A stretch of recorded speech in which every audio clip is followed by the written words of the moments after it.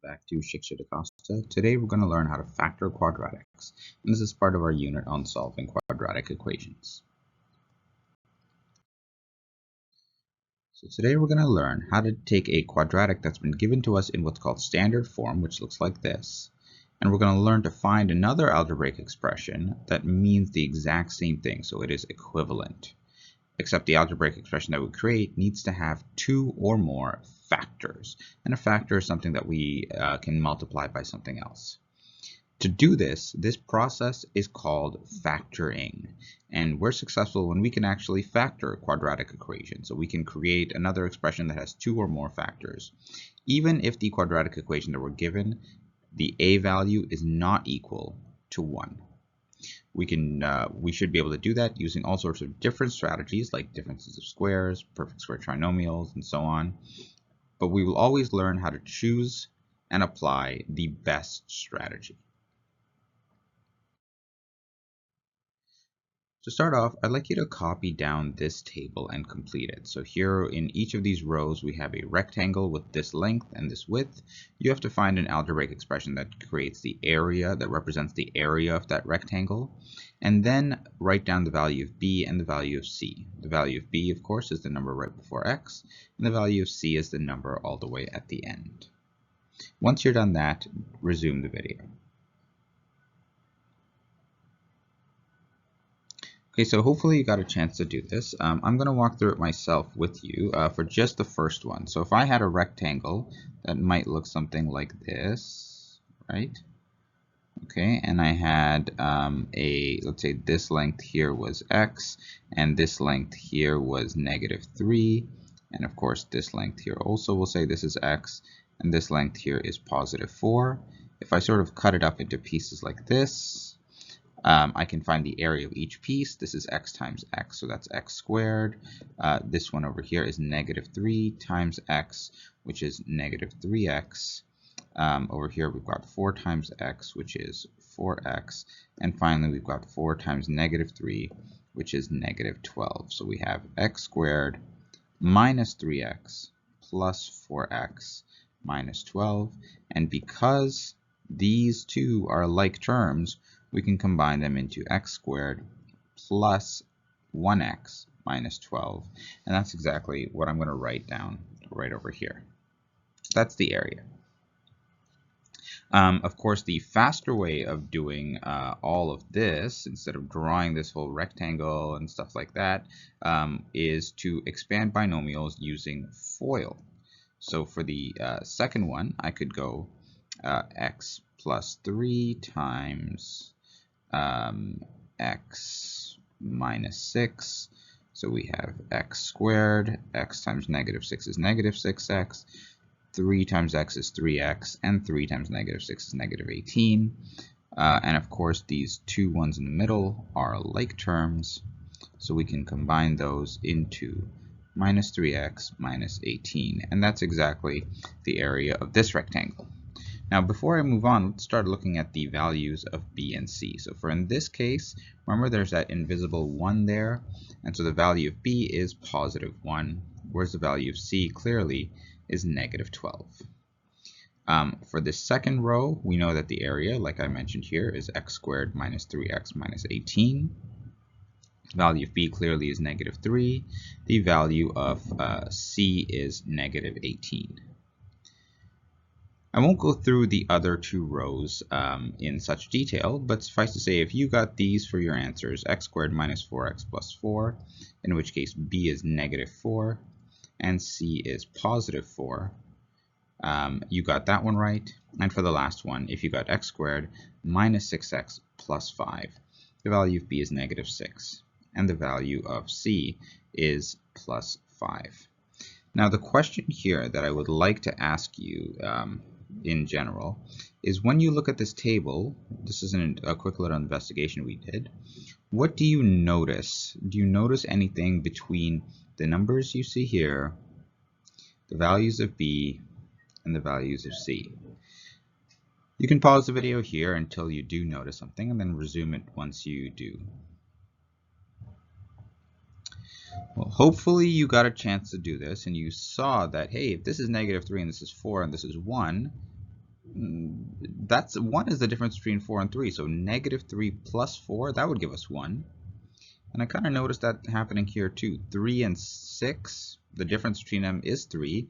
And yes, if I took 3 and I subtracted 6, I would get negative 3. If I had negative 2 minus 2, I would also get negative 4. So it looks like the values of b are reached by just adding these two numbers together. And let's check if that's true for the last number here, negative 6. Is that negative 1 plus negative 5? Yes, it is. So the value of b always seems to be reached by taking, the two numbers here. Let's say that this one is s, and this one here is t. This is s plus t. The values of c are reached. Let's see here. Again, let's compare s and t to the values of c here. 3 and 4. If I add them, I don't get 12. 3 and 6 is 18. Ooh, if you're noticing by now, the value of c is a product of these two. In other words, negative 3 and times positive 4 gives us negative 12. 3 times negative 6 gets us negative 18. Negative 2 times negative 2 gets us positive 4. And negative 1 times negative 5 is positive 5. So how do we get this one? It seems like we take s and multiply it by t. This is something special called the sum product rule. And this tells us basically that if we have an area that's kind of like this, and we want to find out what is the length and what is the width, we have to look at the values of c and the values of b. We look at c, and we have to find two numbers that multiply to give you that. And then those same two numbers have to add together to give you the value of b. Let's take a look at these in more detail. So if you have a quadratic expression like this, where the a value is 1, where the number in front of x squared is 1, how do we factor this? Like we just explored, we're going to use the sum product rule. So we need to find two factors of 6 that add up to 5. What are the factors of 6? Well, 1 times 6 gets us 6, but if we add those together, we get 7.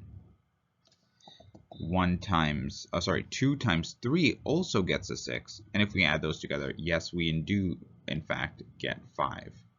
And so my factors here, or in other words, the length and width of this expression must be x plus 2 times x plus 3, and I'm getting those two numbers from here, 2 and 3.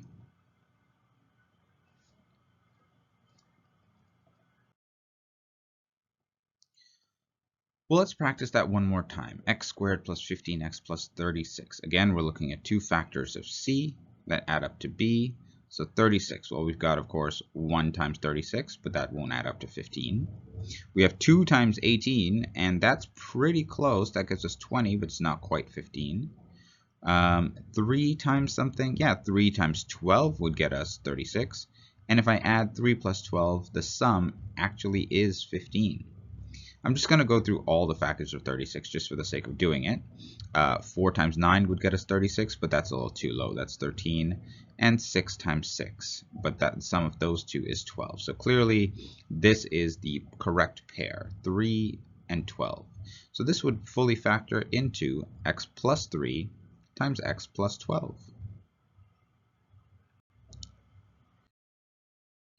What if one of them is negative, though? What if these either c is negative or b is negative? Well, that gives us a little bit of a clue about the factors that we're using. So let's look at the factors of 18, or negative 18, that add up to positive 7. When you're multiplying two numbers, and your answer ends up being a negative, we know that if both of them were positive, the answer would be positive. So they're not both positive. A negative times a negative also gives you a positive, so we know that they both can't be negative either. One of them has to be negative, and the other one has to be positive.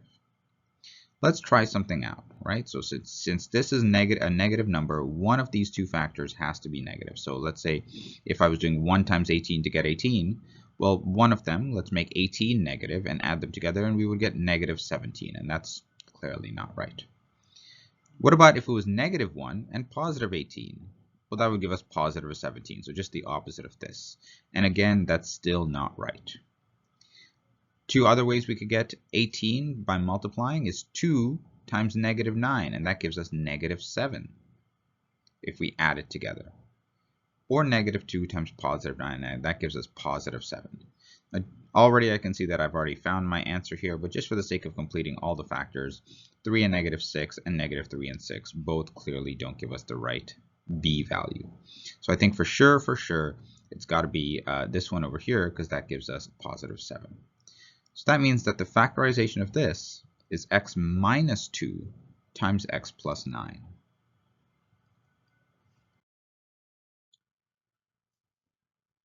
What about this? This is a very special quadratic because it doesn't look like the other quadratics, right?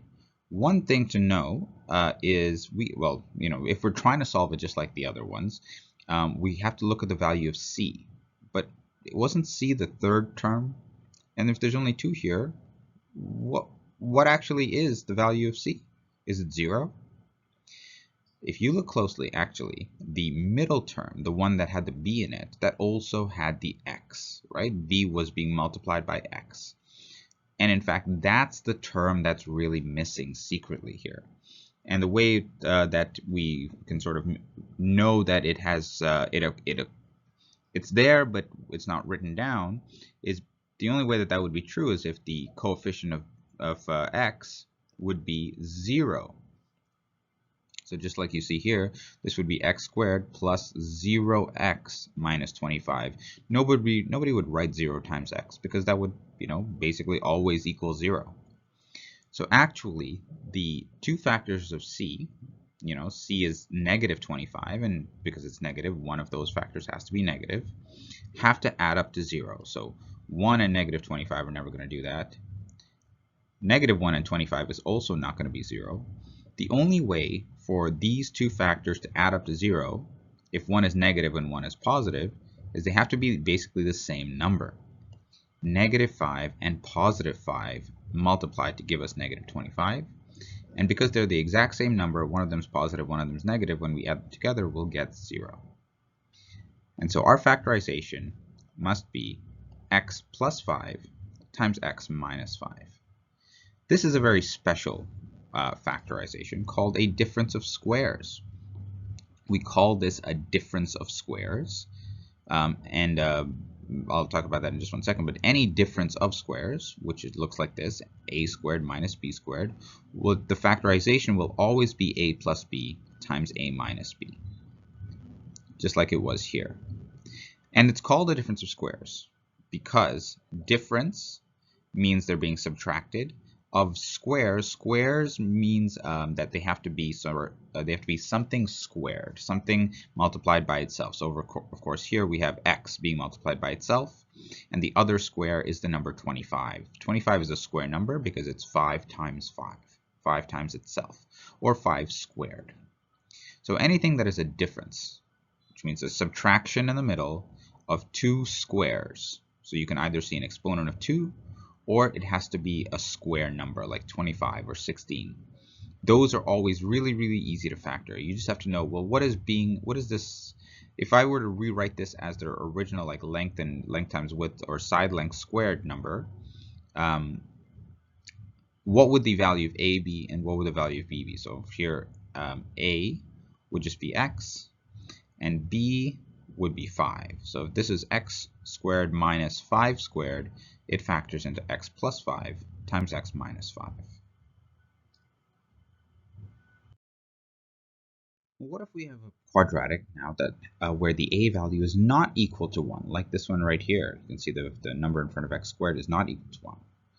Well, that changes things a little bit, and it seems like it makes it harder, but actually in this specific case, we're going to do something called greatest common factoring, which you should know by now already.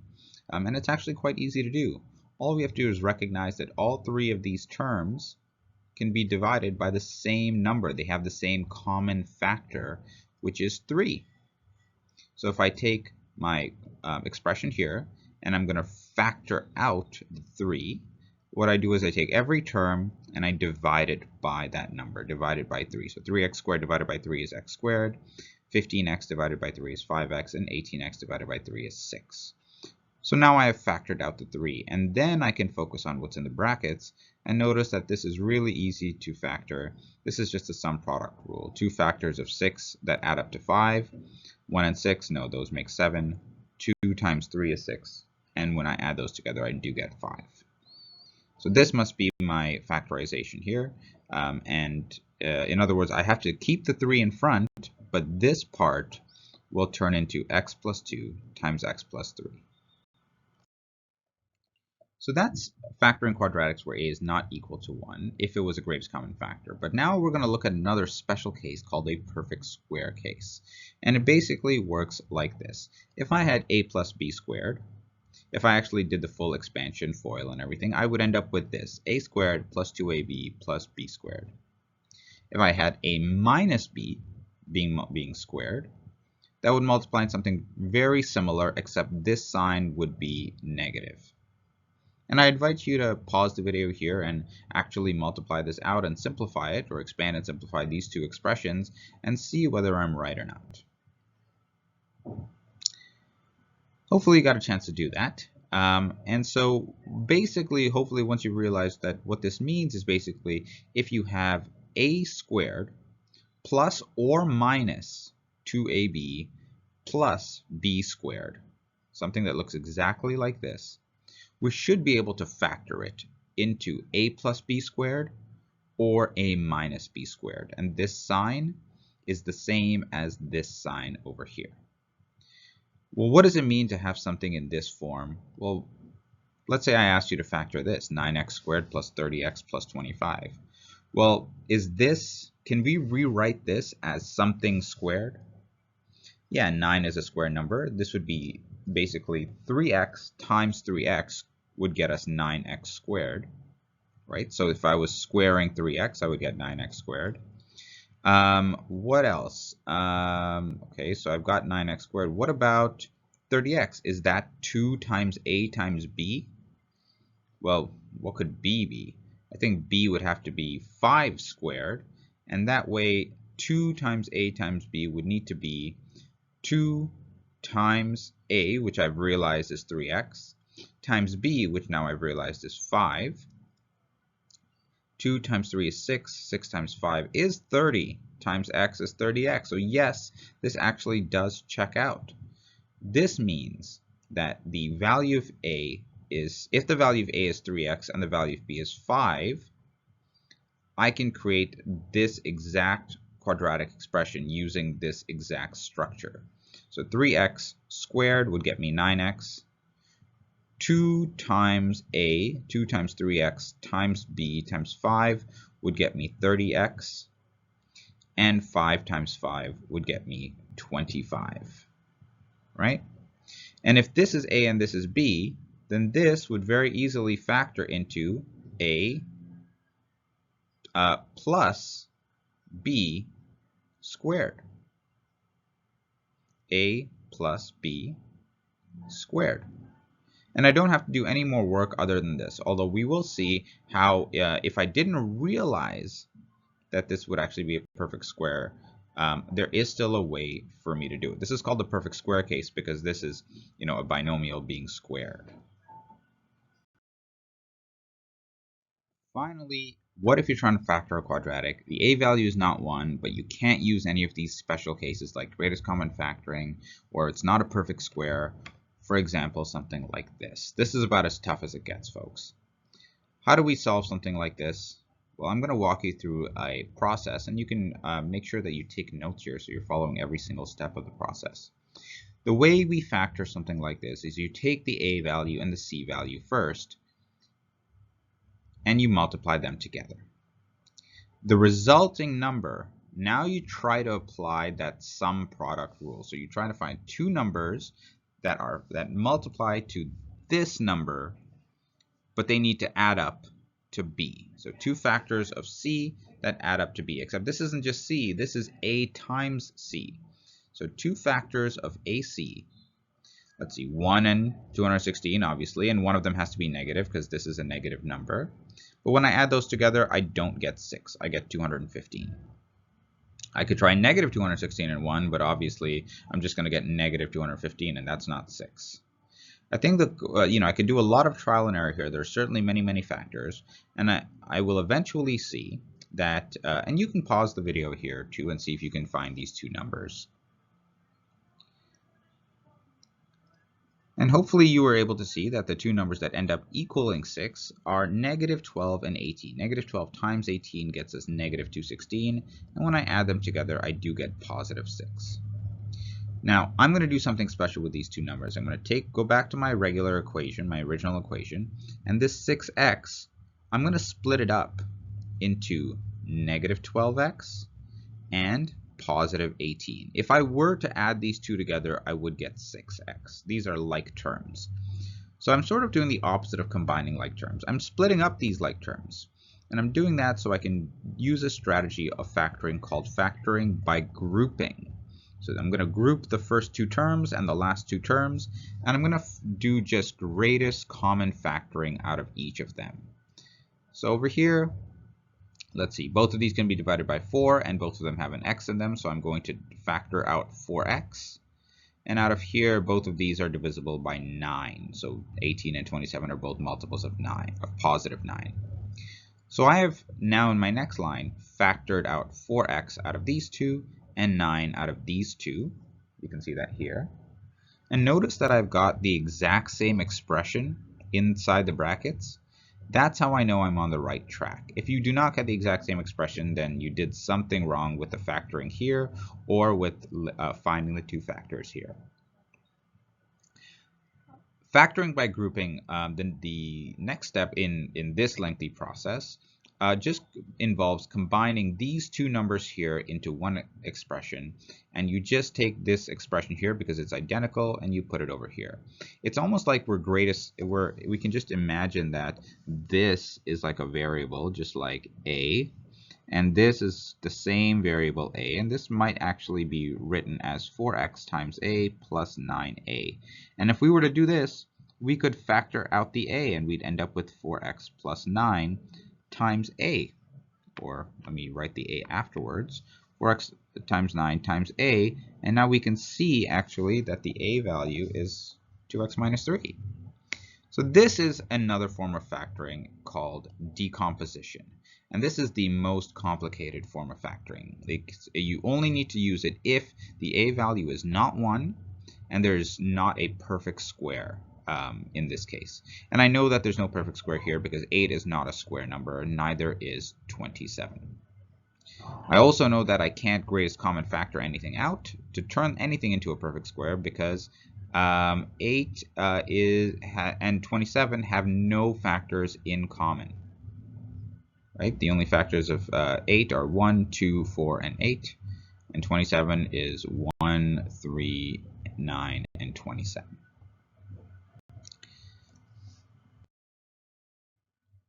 So those are all the different ways of factoring. Factoring is the opposite or the reverse of expanding brackets. To factor a trinomial, which is an algebraic expression that has 3 terms, these are the steps.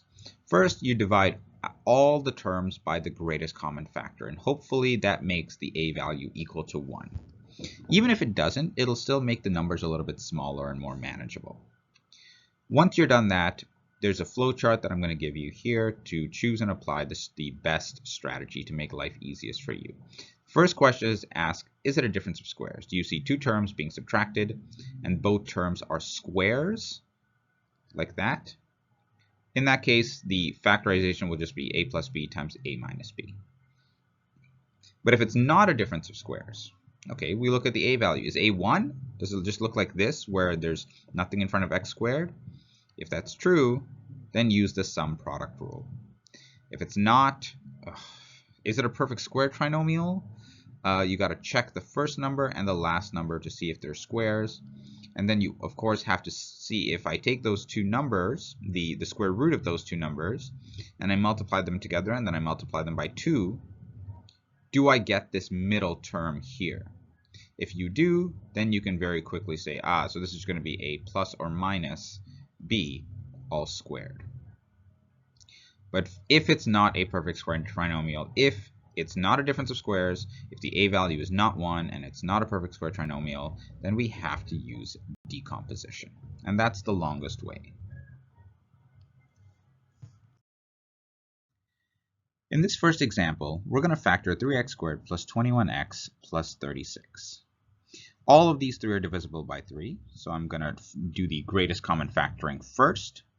And now I'm trying to find two factors of c, right? I keep the greatest common factor right here. I'm going to find two factors of c that add up to b, and I know that is it going to be 1 plus 12? Nope, I'm looking for them to equal 7. 2 times 6 gets us 12, but that's 8. That's pretty close. 3 and 4, 3 times 4 gets us 12, and 3 plus 4 does get us 7. So in the same way that, if I had something like this, so this is my final answer. I have the 3 here times x plus 3 times x plus 4. If I were to expand this, I would get this expression right here.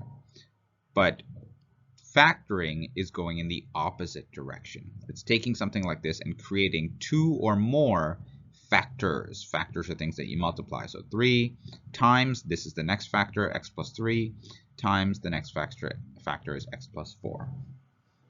If I wanted to check whether I factored this correctly or not, I can start to expand. So I can take this and I can start to multiply at the bracket. So let's see, x times 4 times x times 3 times x times 3 times 4. If I add those together, I would get x squared plus 4x plus 3x plus 12. If I add 4x plus 3x, I would get 7x. And so this, notice, is the exact same thing I've got here. So I'm going backwards now. And finally, if I were to multiply all three of these by 3, I would get exactly what I started with here. So I'd be going the opposite of the greatest common factoring step. And this is one way you can check your answer to see if you factored it correctly or not. Just expand. If factoring got you this, expanding should get you back.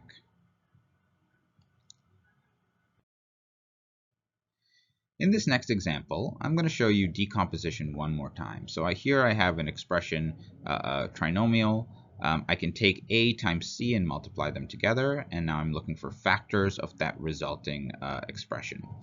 225, and I have to, when I add these two factors together, I have to get this number here, negative 30. 9 times 25 gets 225, but if I add those, I get 34. Okay, that's not negative 30. I actually noticed that 225 is a square number. If you know your square numbers, you'll know that this is 15 times 15. And I know 15 and 15 make 30, but if I add them together, I get positive 30, not negative. How am I going to get a negative number by ever adding two positives? I can't.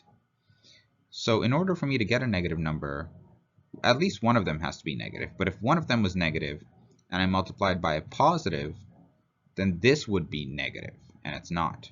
So I know that both of them actually need to be negative, because if I add two negatives together, my answer of course will be negative. And if I multiply two negatives, my answer will be positive. So here I have negative 15 plus negative 15. That got me negative 30. And so I'm going to split this negative 30 up into negative 15 and negative 15. Now I'm going to factor by grouping. So I'm going to take the first two and the last two terms and see what I can divide out. Over here I can factor out 3x. Both of these are multiples of 3, and there's also an x. And out of here I can factor out a 5. Both negative 15 and positive 25 are divisible by 5. Now I'm going to factor out a negative 5, not just a positive 5, just because this I'm trying to make these two exactly the same, and this one, 3x, is positive. So if I take a negative and I divide it by a negative, I will end up with a positive number. But this sign of the 25 will also change into a negative.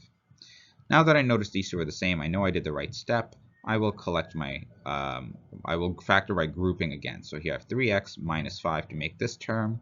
And oh, look at that, 3x minus 5 equals this term. And these are the same, so I can actually write this as 3x minus 5 squared. Well, hang on, doesn't that mean that this would have to be a perfect square trinomial? Ah, yes, it did. And in fact, if I had noticed that 9 was a square number and 25 is a square number, and that would be 3x squared, and this could be 5 squared. 3x times 5 times negative 2 would get me negative 30, right? 9, if this is 3x squared, if this was 2 times 3x times negative 5, and since 25 is negative 5 squared, the value of a is 3x, the value of b is negative 5, and the factorization of that would just be 3x minus 5 squared. I didn't need to go through this whole process. If only I had noticed. The only thing to, that my life could have been a lot faster. The only thing to keep in mind, though, is that this can sometimes be an easy place to mess this up. This sign has to be the same as this sign. It's tempting to just be like 25. Oh, that's a square number. That's 5 times 5. You have to recognize that it could also be negative 5 times negative 5. And the key is in really looking at what is the coefficient of x. So it's negative 30, so 2 doesn't change, it's always positive.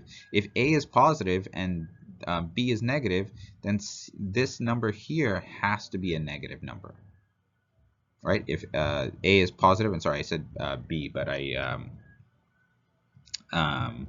like this is obviously the b value of this quadratic here. If the a value is positive and 2 is positive, then the b value must be negative in a perfect square trinomial. And that's how you factor, folks. Decomposition works in every single case, as we saw here. But of course, it's the longest way to do things. So if there's a faster way, it would obviously be preferable for us. If you like this video, please like, rate, subscribe, and join our mailing list. And you can find this lesson as well as practice questions, solutions, handouts, and more on our storefront. Thanks and have a great day.